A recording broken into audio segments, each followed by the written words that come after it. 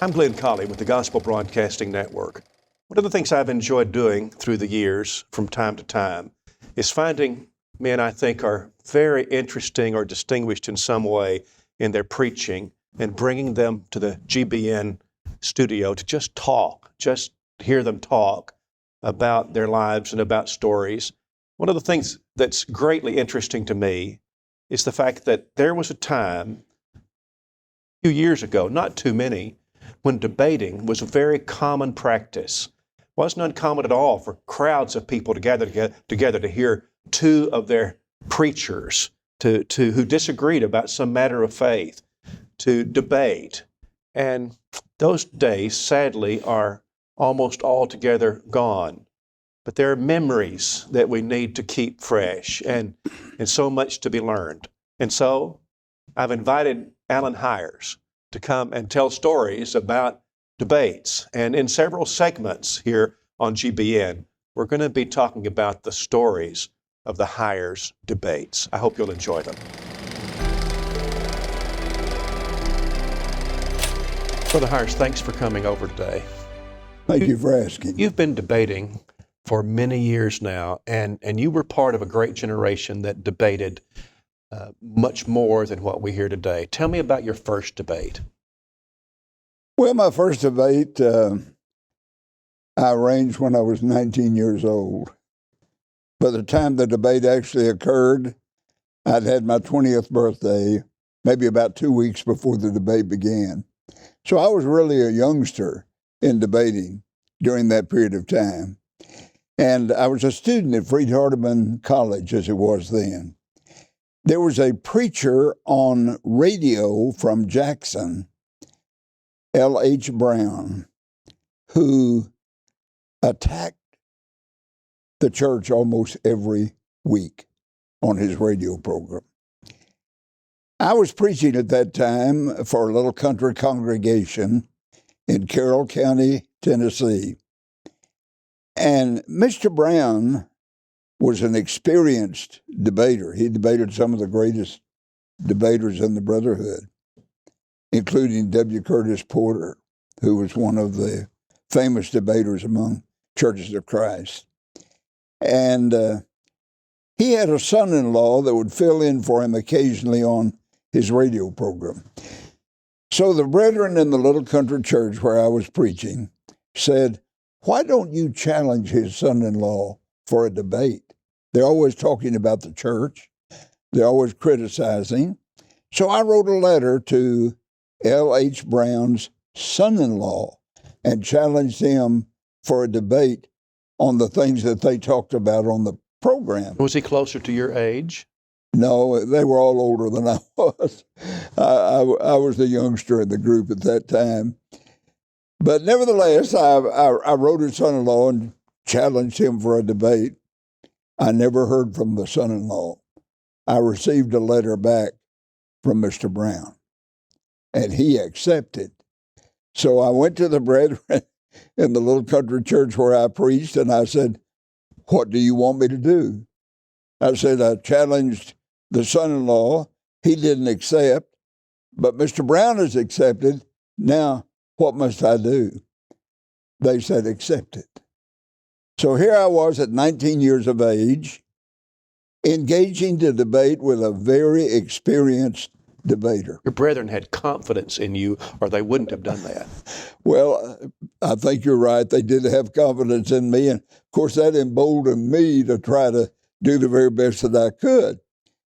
We arranged for the debate to be held at a place in Carroll County called Poplar Springs. And the brethren arranged for a large tent to be erected on the property. And that's where the debate would be held, July of 1957. That's been a long time ago. But it was very exciting at the time. And I remember going out to Poplar Springs where the debate was going to be held. I thought, there won't be anybody here. There was hardly anybody around, not very many houses around. I couldn't see how very many people would attend the debate. By the time the debate was to start that first evening, I thought people must have come down out of the trees, climbed out from under the rocks, come out of caves.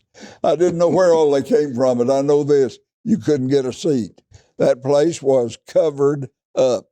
To hear this young boy debate this man who was in his 50s at that time and had debated Curtis Porter, he had debated B.B. James, he had debated James R. Cope, who became president of Florida College, he had debated G.E. Woods, a brother to Guy N. Woods. He had debated some of the best-known debaters in the Brotherhood. And here he was going up against this young lad who arranged the debate at the age of 19, and now the debate begins barely 20. And that huge crowd. They came to watch him eat your lunch. I guess so. Well, I'm glad you mentioned that, because it reminds me of one little event that occurred. Sometime during the debate, he referred to me as the Campbellite Kid.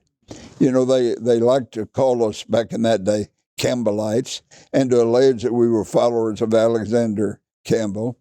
But he referred to me as the Campbellite Kid. And I remember saying to him, Mr. Brown, if a kid could do this to you, what would happen if one of our men got a hold of you? So we had a very fine debate. 4 nights, I believe, maybe Tuesday through Friday night. We had the debate under that tent. It was full every night, and we had a very interesting debate. We debated baptism, and I believe our second proposition was not apostasy, as we often debated with the Baptists, but it was on the establishment of the church. So we had 4 nights of debating, and we had huge crowds. And when the debate was over, a friend of mine who was a member of the church in that area, the two of us sat down together and counted the people we knew of who had been baptized as a result of that debate. We counted up 15 people who were converted as a result of that debate with this young lad and this older, experienced debater. How did you prepare for that debate? You're 19 years old, and so you are very young. And were you intimidated? How did you feel, and what did you do to get ready?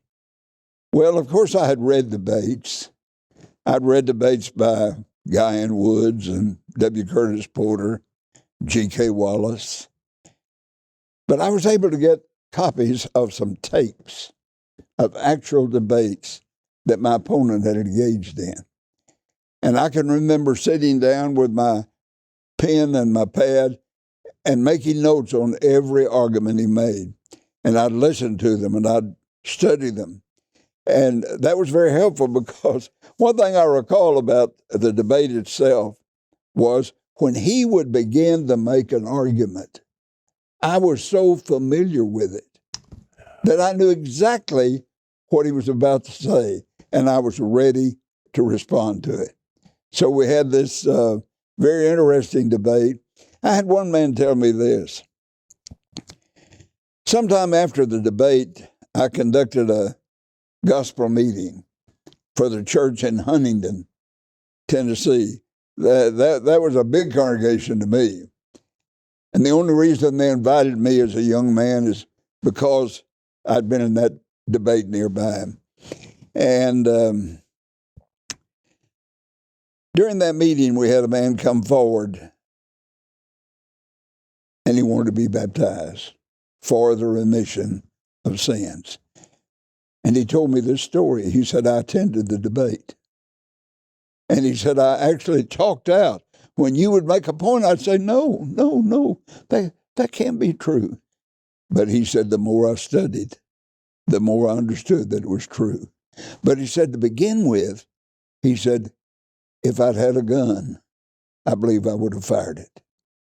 He was so angry by the truth that was being presented that he made that declaration to me. But as time went by and he began to realize the truthfulness of what was being presented, he later came and said, I should have done this before now. And that makes such a valuable point, because in what we're training children, teenagers rather, to do in debate is he wasn't angry because you had mistreated that other man. No. He was angry because of the truth that he heard, and he just disagreed with it. It was contrary to what he had been taught. Right. Not about your attitude, but about what you were teaching. Mr. Brown and I did not have any personal conflicts. I was nice to him. He was nice to me.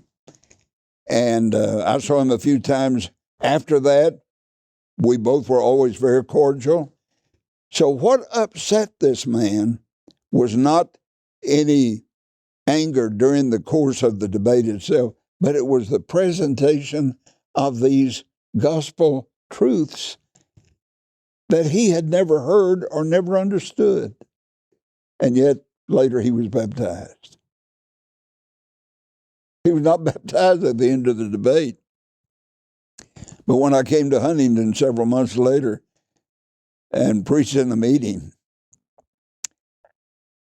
I guess he was curious, and he came and he was baptized. It'll be wonderful one day for you to sit in heaven and talk with him and reminisce over these things. Yes.